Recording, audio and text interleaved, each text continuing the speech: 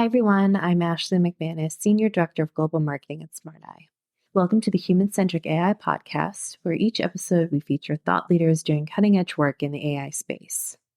A little about us. SmartEye is the global leader in human insight AI, technology that understands, supports, and predicts human behavior in complex environments, bridging the gap between humans and machines for a safe and sustainable future. Today, our technology is embedded in next-generation vehicles, leading the way towards human-centric mobility through driver monitoring systems and interior sensing solutions. Our research instruments products offer unparalleled insights into automotive, aviation, assistive technology, behavioral science, and many more fields. Today's episode features Kate Moninger, VP of Campaign Analytics at MarketCast. A versatile research analyst with 15 years of experience in supplier-side strategic consulting, Kate has proven expertise as a research manager overseeing the design, implementation, and analysis of quantitative and qualitative projects on a global scale. Her current work focuses on theatrical campaign and franchise brand messaging development, with experience also in the TV and OTT marketplaces.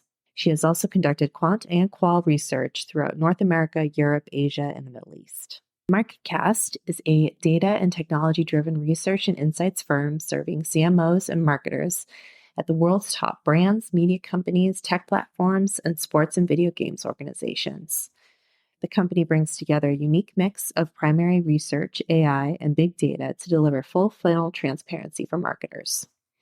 Their insights guide critical marketing decisions, helping brands determine which audiences to prioritize and profit, and product benefits to communicate, in addition to developing, launching, and measuring brand and advertising campaigns across media platforms. Kate and I talked about some of her recent entertainment research she conducted on a very popular action movie franchise, including what she set out to understand from viewers of this content, the methodology of understanding user emotion, her learnings, and the data behind it. Let's listen in to learn more.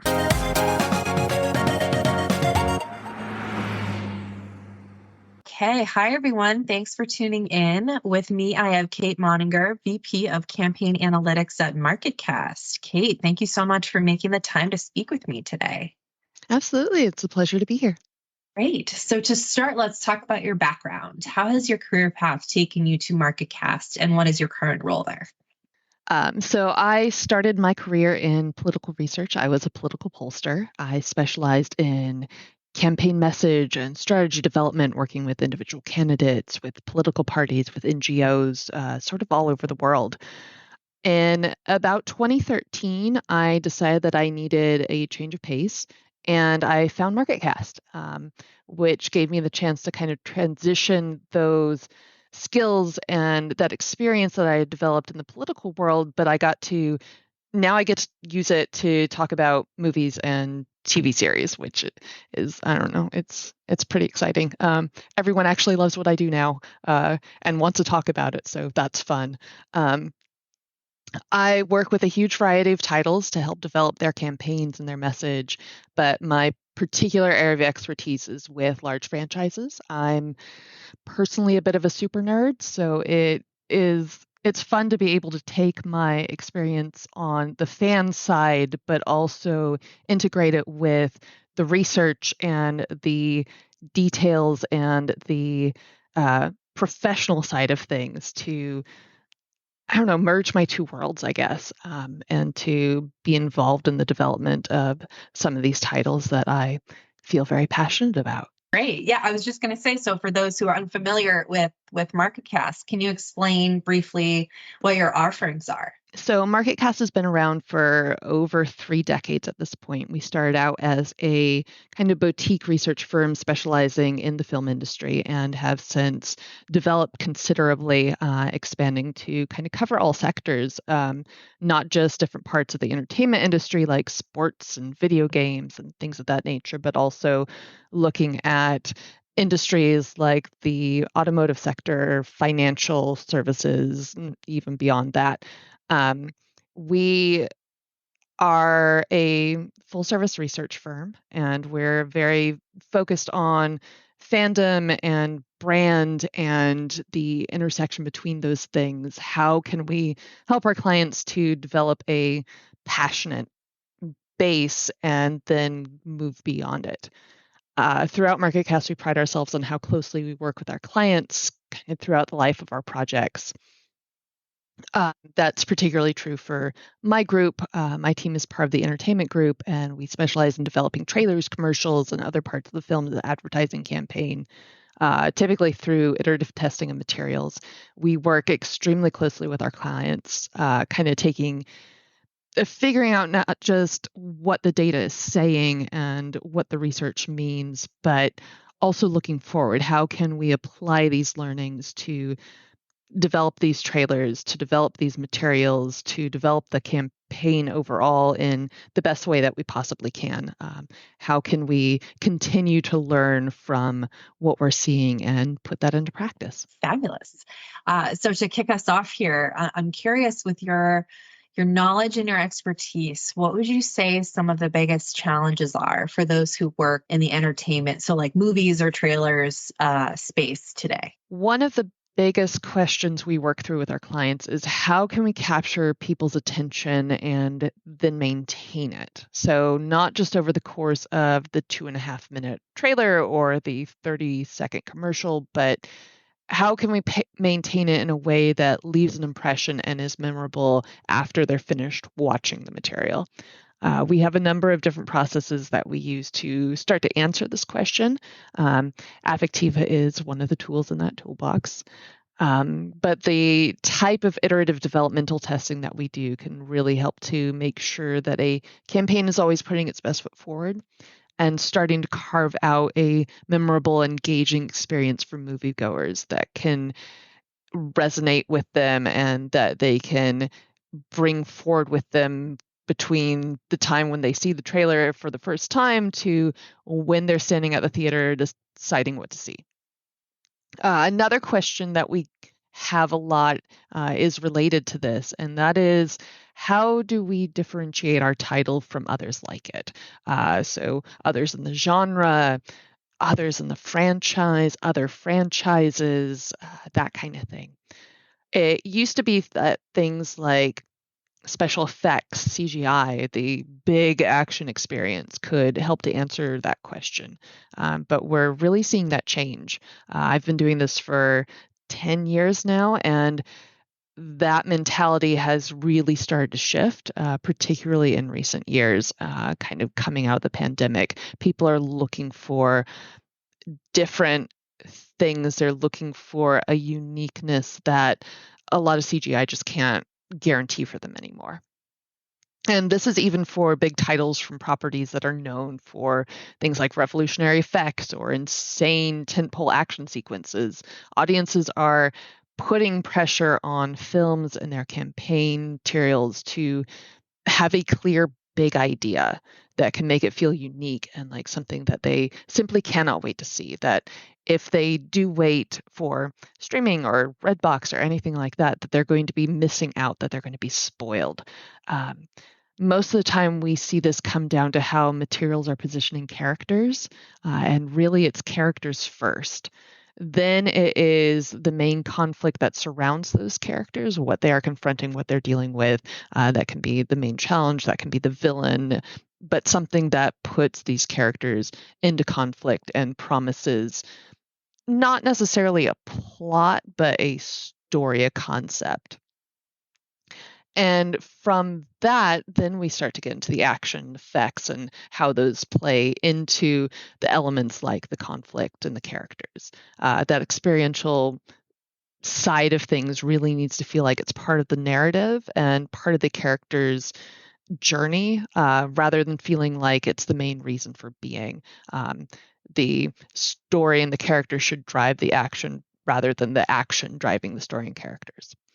Again, we often use affectiva data to kind of help diagnose how these ideas and how these characters are coming across. Where are people sitting forward? What are they emotionally engaging in? Who do they care about? How are we getting them to care about these things?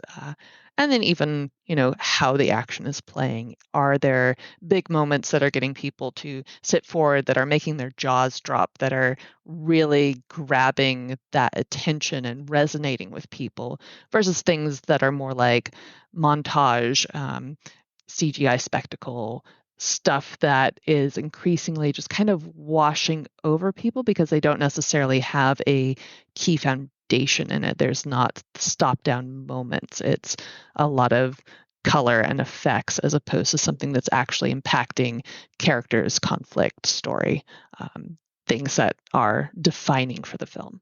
Awesome.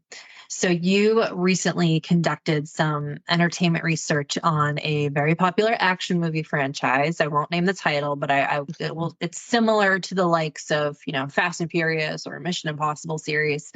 Can you give us a high-level description of what you are looking to understand from viewers of this content? So just to preface things a little bit, we work with most of the studios, big and small, and with a lot of the streamers as well. And we work on everything from the big budget action titles to prestige dramas to R-rated comedies. And as you can imagine from the summer that we just had, this year we've been pretty busy and on a huge range of projects. When we start thinking about those big budget action titles, and especially those big franchises, one of the things we're really thinking about goes back to that question of differentiation, right? It's how do we prove that this movie has a reason for being, that you have to see it, and not only that, you have to see it in theaters. It's a cinematic experience that you can't miss. It's one of those things that's important for everyone, regardless of the genre, but it's especially important for those longer running franchises.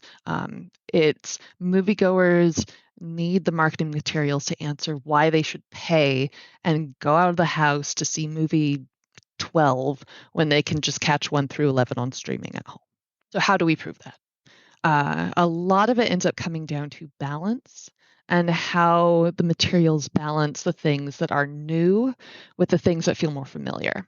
So we have the main character or the main characters, and we have to show things are going to be different for them, they're going to change for them. But we also still need to show how they're the same. We need to make sure that those characters still feel like themselves.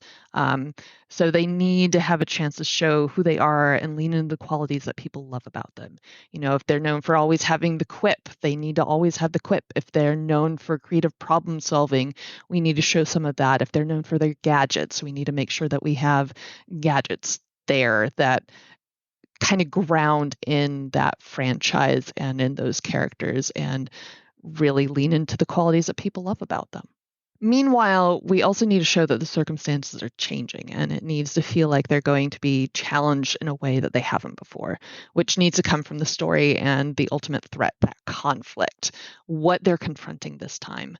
And it needs to feel real and it needs to feel major and it needs to feel both connected to the franchise, but also different from what came before it. So, really easy. The emotional response can tell us a lot about how a piece is doing on these things. So we want people to be happy and excited when they're being brought back to a franchise that they love, but we also want to make sure that there's something special too, to suggest that the material is standing out, that it's doing something new, that it's resonating and is memorable for people. For this particular trailer that I have in mind, we discovered that while happiness metrics were high, just like we would expect from a movie like this, what really drove the emotional response were surprise markers. So things like jaw drop. And this was really exciting because it's unusual. It's really unusual. And it suggested to us that when people said, when they were telling us after watching the material that the trailer promised excitement and action, they weren't only responding to what they assumed from the brand. It wasn't just, oh, well, it is such and such title, so of course it's going to have an action-packed experience.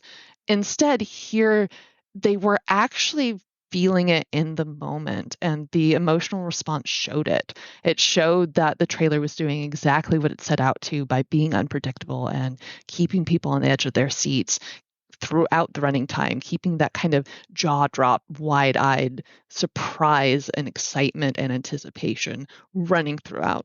And so we were able to go back to the client and basically say that, oh, well, all these things that we've been talking about throughout the process. Well, we've done it.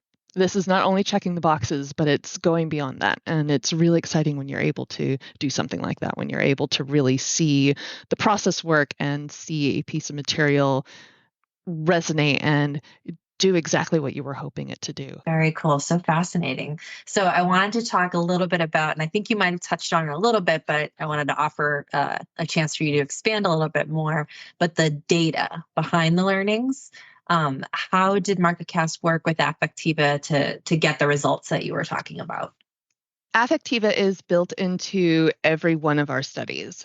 We have, I'm honestly not sure exactly how the technicalities of it all work, but it's part of our main structure for our campaign analytics team, which is what I work in, our main ad testing vertical. And so it's a pretty seamless process. Everyone is asked whether they consent to it. It's not something we automatically do. They have to opt in, and we get the feedback from them as they watch these materials. Affectiva processes it seamlessly, and it pops up on our dashboard that we have, that we work closely with the Affectiva team to sort of develop and adjust to our specific needs. We do a lot of iterative testing, so version 18, version 32, version 45, and often want to be able to compare them. So that was something that we worked with the Affectiva team to develop a tool that allowed us to sort of see it all on one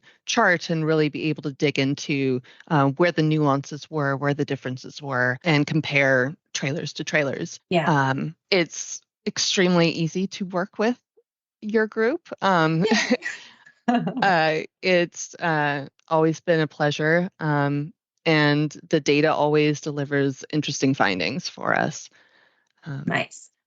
What role would you say that this type of technology, so specifically understanding consumer motion, plays in relation to longer form video content? So not just movie trailers, but long form audience research.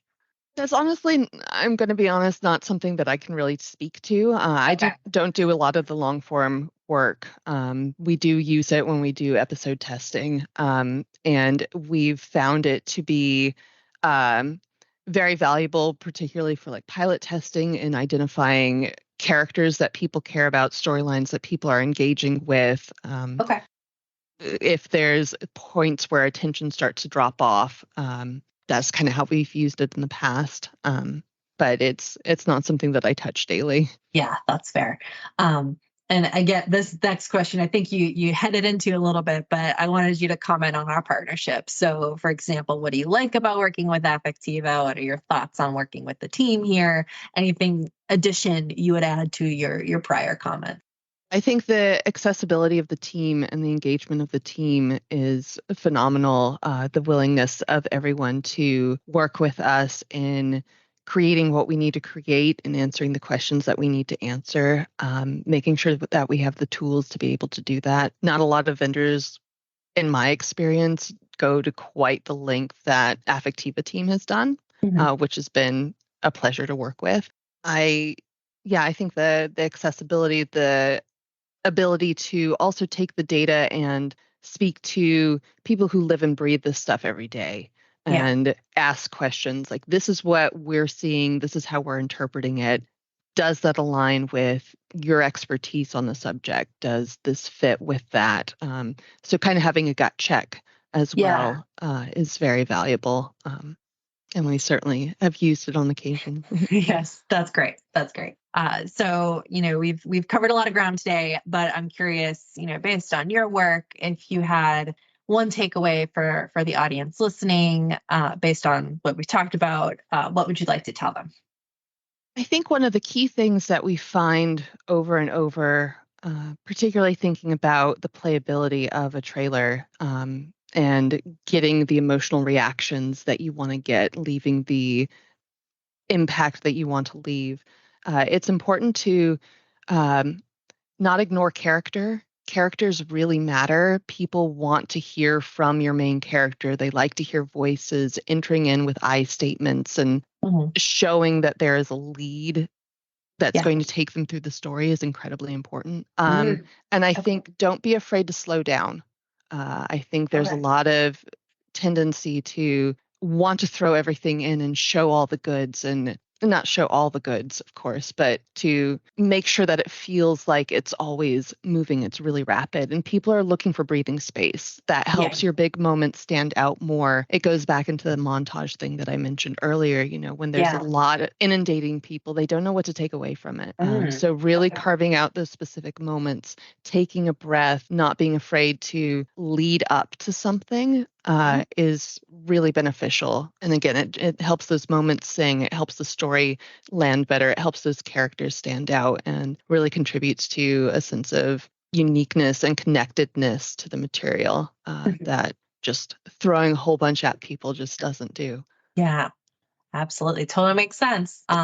Okay, so for our listeners, can you let us know where they can go to learn more about you, about MarketCast, or do you have any other call to action for them? I think you can find out more about MarketCast at www.marketcast.com. All one word. Or on LinkedIn, we have a lot of content up there. Awesome. Yes, I'll drop the links into the show notes so people can read up on you guys a little bit more too. But that was all I had for you for today, Kate. Once again, thank you so much for your time, and it was a pleasure speaking with you. Absolutely. Great speaking with you.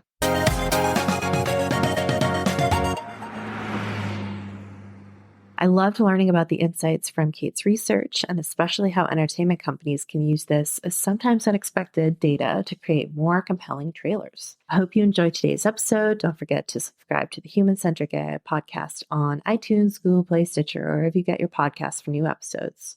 We're also on social media, so please reach out to us on Twitter, Facebook, LinkedIn, and Instagram to share any feedback you have on the show and weigh in on the discussion using hashtag HumanCentricAIPodcast.